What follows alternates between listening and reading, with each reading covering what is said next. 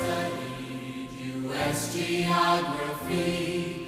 The teacher said, would you stand up and list the states for me? My knees began a-knocking, my words fell out all wrong. Then suddenly I burst out with a silly little song.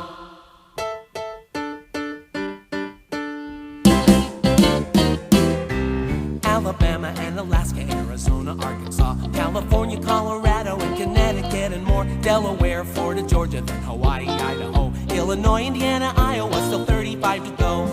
Kansas and Kentucky, Louisiana, Maine, Maryland, Massachusetts, and good old Michigan, Minnesota, Mississippi, Missouri, and Montana. Then Nebraska's 27, number 28's Nevada.